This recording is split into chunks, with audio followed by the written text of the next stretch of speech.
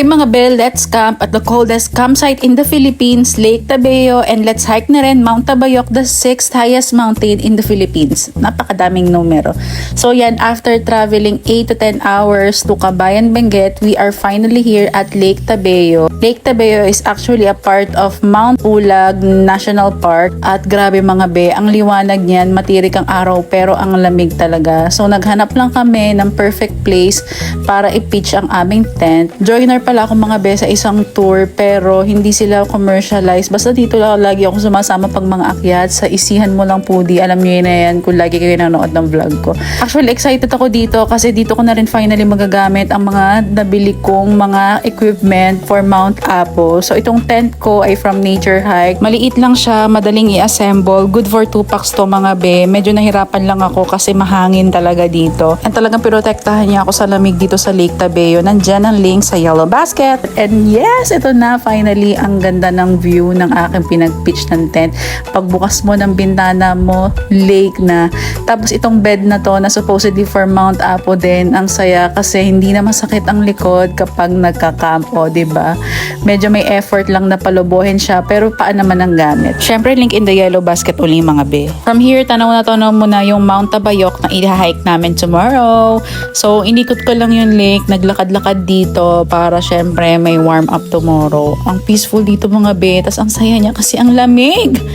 Alam niyo ba, mahilig ako sa malamig pero magsasuffer pala ako mamayang gabi. Charis! Let's eat lunch mga be before I sleep or maligo. Hindi ko pa sure ano gagawin. Chicken at rice. Nag-take out lang ako. And dahil sa Apo, sanay na ako kumain sa plastic.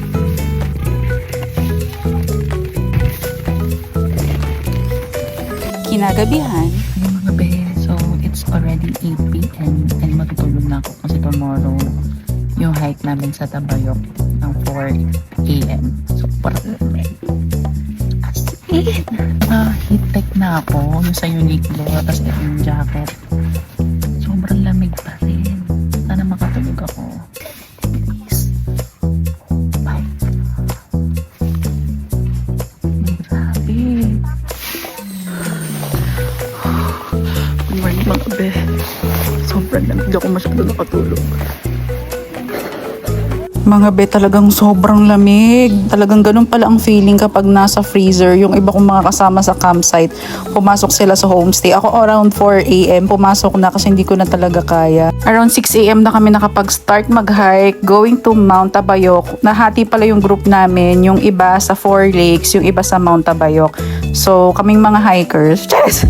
Hindi, yun nga, yung mga nag-hike na dito kami sa Mount Tabayok. Medyo mahirap daw to kasi monkey trail. Pero I can say mga be, mahirap nga siya kasi sobrang lamig na.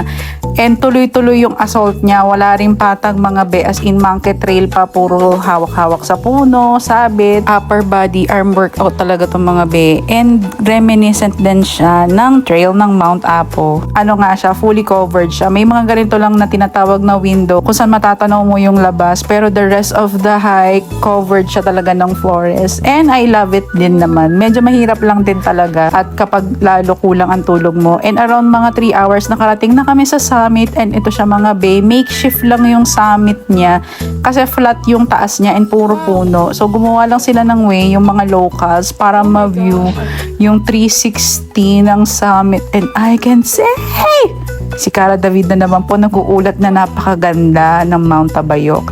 Second highest bundok siya sa North Luzon.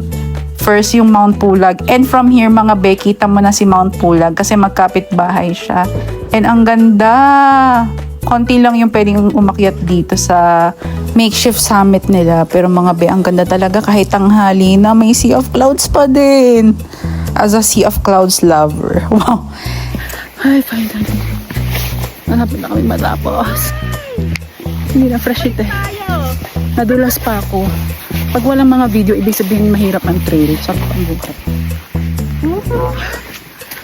Finally.